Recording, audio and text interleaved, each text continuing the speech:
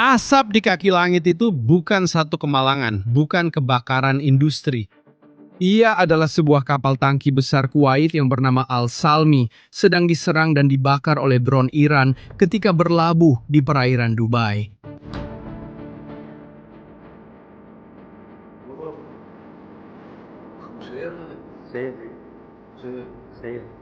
Lihat lubang pada badan kapal itu. Kapal ini tidak coba menembusi mana-mana zona perang. Ia sedang berhenti, berlabuh dengan selamat. Atau sekurang-kurangnya dia pikir begitu. Dan dia tetap diserang. Tapi kisah Al-Salmi bukan sekedar tentang sebuah kapal yang diserang. Ia tentang sesuatu yang jauh lebih besar. Ia tentang seluruh dunia yang tanpa sadar meletakkan seluruh kelangsungan hidupnya di tangan satu laluan air sahaja. 34 km. Dan apabila laluan itu disekat, dunia menyadari betapa rapuhnya dunia ini. Kerana inilah realiti baharu Selat Hormuz. Jalur laut ini hanya selebar 34 km di titik paling sempit. Melaluinya, 20% daripada semua minyak di dunia dihantar. Siapa yang mengawal koridor ini? Mengawal tenaga dunia. Dan hari ini, yang mengawal koridor ini ialah Iran. Tidak kira di mana kapal Anda berada. Tidak kira apa yang Anda bawa. Jika Iran memutuskan Anda tidak boleh lalu, maka Anda memang tidak boleh lalu. Dan jika Anda cuba, Al-Salmi akan tunjukkan apa yang berlaku. Tetapi apa yang hampir tiada siapa sebut lagi ialah dengan melakukan perkara ini, Iran mungkin telah melakukan kesilapan terbesar dalam sejarahnya. Kerana langkah ini yang nampak seperti kemuncak kuasa Iran sebenarnya sedang mempercepatkan perkara yang paling ditakuti oleh negara itu. Lihat, sebelum perang kira-kira 110 kapal melintasi Selat Hormuz setiap hari. Hari ini jumlah itu telah menurun kepada kurang daripada 10. Hampir 2.000 kapal sedang berhenti menunggu di kedua-dua belah koridor air ini yang tiba-tiba menjadi zon perang. Harga minyak telah melebihi $126 setong. Negara-negara di sebelah lain planet ini sedang mencatu bahan api. Filipina telah mengisytiharkan darurat tenaga nasional. Pakistan menjadi begitu terdesak sehingga mereka berunding dengan Iran untuk mendapatkan hak laluan kapal melalui selat itu dan meraihkannya seolah-olah mereka telah memenangi peperangan. Nampaknya ini adalah kemenangan mutlak bagi Iran. Nampaknya inilah saat di mana ancaman selama berdekad-dekad akhirnya bertukar menjadi kuasa sebenar. Tetapi ada satu peraturan tidak bertulis yang sering berulang dalam sejarah. Peraturan bahwa apabila sesebuah negara menggunakan senjata terbesarnya, ia sebenarnya mendedahkan di mana kelemahannya. Dan Iran baru saja menunjukkan kepada dunia peta tepat tentang bagaimana untuk menjadikannya tidak relevan. Inilah butiran yang kebanyakan orang masih belum sedar. Iran tidak menutup selat itu. Dia telah menjadikan selat itu sebagai satu perniagaan. Dekat Pulau Lara dalam perairan Iran, pengawal revolusi telah mewujudkan satu koridor khas untuk laluan. Kapal-kapal yang ingin melintasi perlu menyerahkan senarai penuh muatan, nama setiap anak kapal, dan destinasi akhir kepada wakil yang diberi kuasa oleh tentera Iran. Mereka menerima kod pelepasan. Mereka diiringi oleh sebuah kapal tentera. Dan ada yang membayar untuk menyeberang. Jumlah yang dilaporkan adalah $2 juta untuk setiap perjalanan dibayar dalam yuan mata wang Cina. Kerana Iran tidak boleh menggunakan dolar, sekatan antarabangsa menghalang. Parlimen Iran kini sedang membahaskan satu undang-undang untuk menjadikan tol ini kekal dan rasmi. Seorang ahli parlimen berkata secara terbuka, kami menjamin keselamatan selat itu. Jadi adalah perkara biasa kapal-kapal perlu membayar untuk itu. Saya tak pasti sama ada awak sedar apa yang sedang berlaku di sini, tapi apa yang Iran lakukan ini ada namanya. Ia dipanggil pemerasan. Ia adalah meminta wang secara paksa menggunakan ancaman sebagai tekanan. Dan ia dilarang oleh undang-undang laut antarabangsa. Tetapi Iran tetap melakukannya juga. Dan banyak negara sedang membayar. Terdapat satu persamaan sejarah yang menarik di sini. Pada tahun 2000-an, Blockbuster mengenakan denda kelewatan yang sangat tinggi sehingga pelanggan mereka sendiri mencari alternatif lain. Inilah yang membuka jalan untuk Netflix. Tindakan meraih keuntungan daripada kebergantungan itulah yang menghancurkan monopoli tersebut. Iran sedang melakukan perkara yang sama dengan Selat Hormuz. Persoalannya mudah. Adakah terdapat jalan keluar yang tidak bergantung kepada berunding dengan Iran? Adakah terdapat cara untuk menjadikan tol ini benar-benar tidak berguna? Jawapannya ialah ya. Dan ia sedang dibina sekarang. Apabila Anda melihat peta kawasan itu, sesuatu menarik perhatian Anda dengan serta-merta.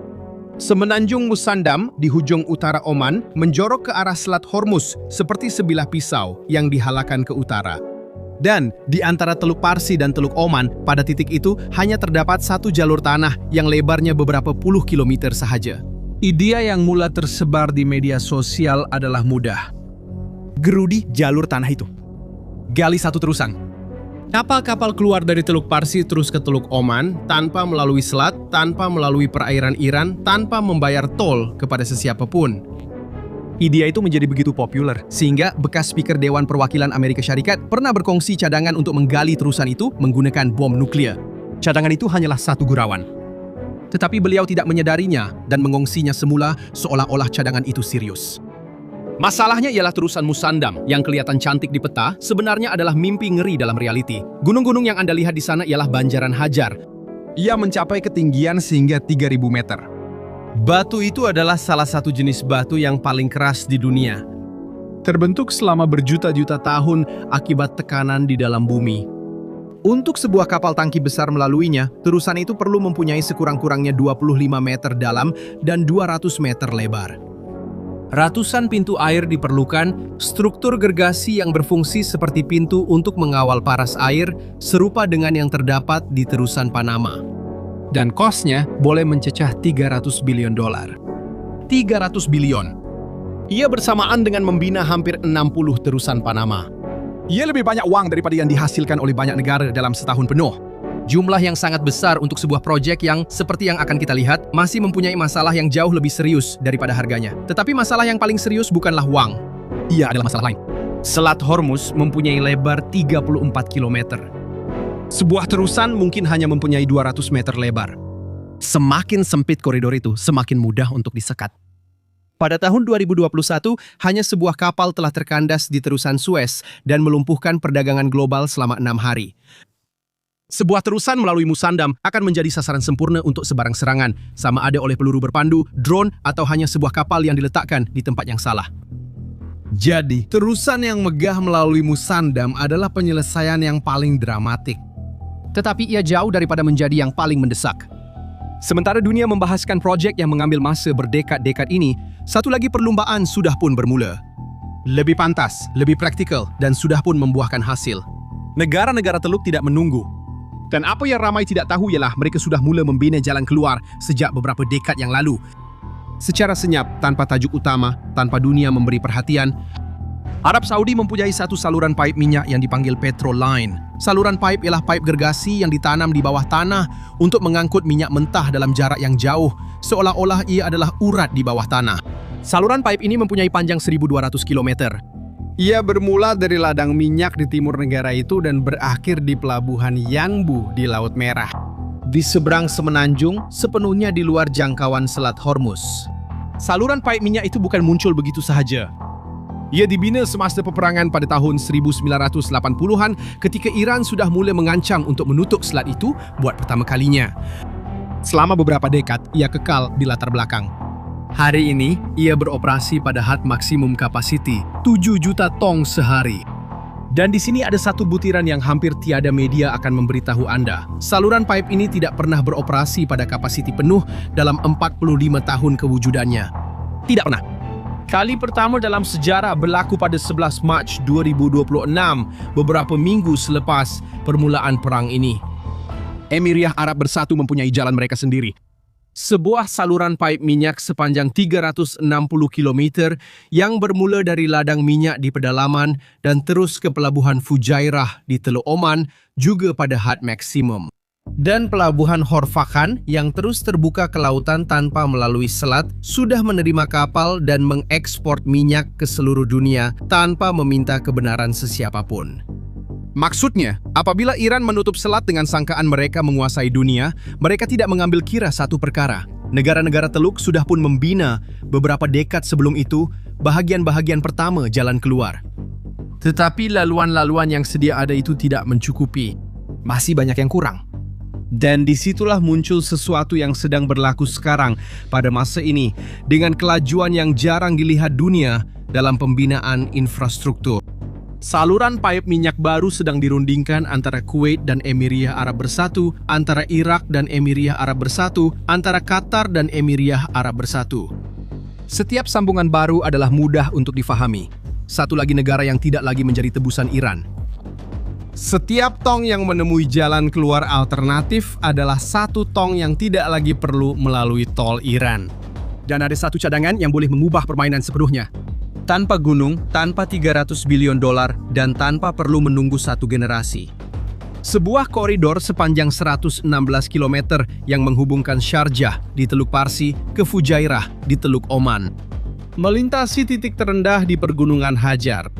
Tanpa pintu air gergasi, tanpa kedalaman yang diperlukan untuk kapal tangki besar. Satu koridor saluran pipe minyak dan jalan raya yang akan mengubah Fujairah menjadi pusat ekspor tenaga terbesar di dunia. Anggaran kosnya 4 bilion dolar. Sekarang, jika Anda bandingkan dengan 300 bilion untuk terusan yang besar itu, ia hampir tidak relevan. Dan jika kita bandingkan dengan kos krisis yang sudah pun memusnahkan seluruh ekonomi, baiklah, ia sangat mendesak. Tapi sekarang, saya perlu beritahu awak sesuatu yang hampir tiada siapapun bercakap tentangnya. Sesuatu yang akan menjejaskan awak dan ia tiada kaitan dengan harga petrol. Fikirkan tentang roti yang awak beli, beras, jagung, apa-apa makanan yang datang dari ladang. Untuk menghasilkan semua itu, para petani memerlukan baja. Baja menyuburkan tanah dan membuat tumbuhan tumbuh lebih cepat dan lebih kuat. Tanpa baja, hasil tuayan akan menurun. Dengan hasil tuayan yang lebih rendah, harga makanan akan naik.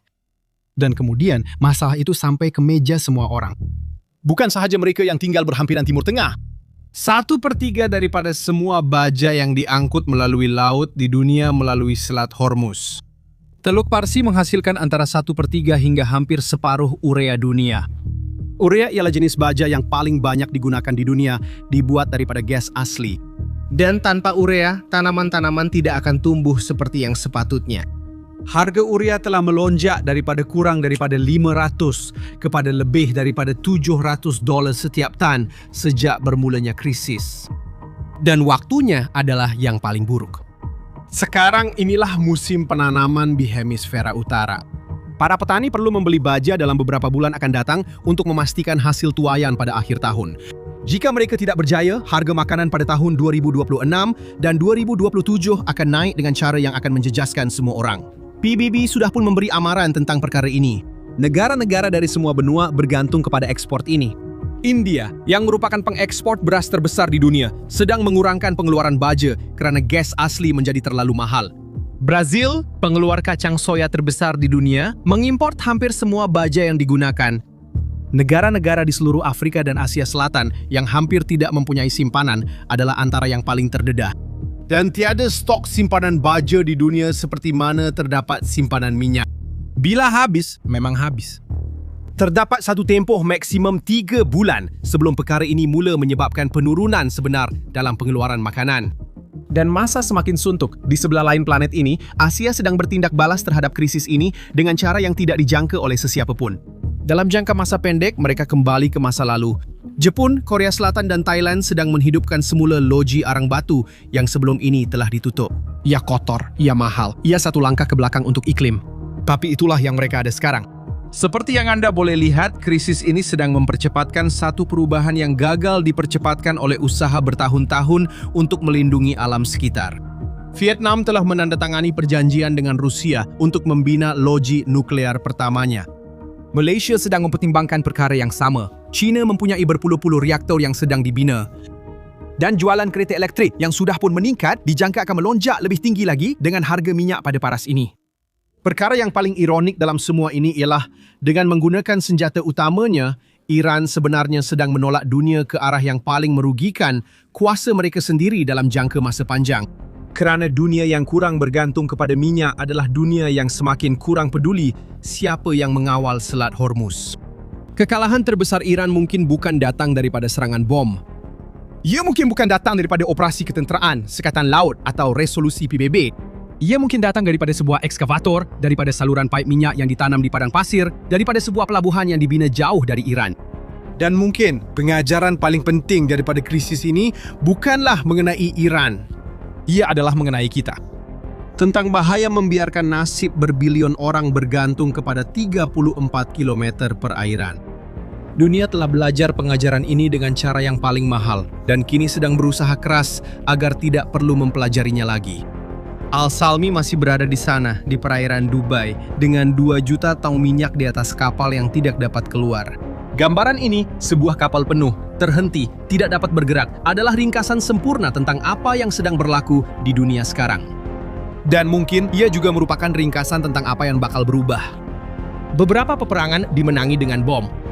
Ya, ini mungkin akan dimenangi dengan saluran pipe minyak. Sekarang saya ingin tahu pendapat Anda. Adakah Anda fikir laluan alternatif ini akan cukup untuk menamatkan kuasa Iran ke atas selat itu? Tinggalkan pendapat Anda di ruangan komen. Jika video ini memberitahu Anda sesuatu yang Anda belum tahu, kongsikan dengan seseorang yang juga patut tahu. Dan langgan saluran ini supaya Anda tidak terlepas apa yang akan datang. Jumpa lagi.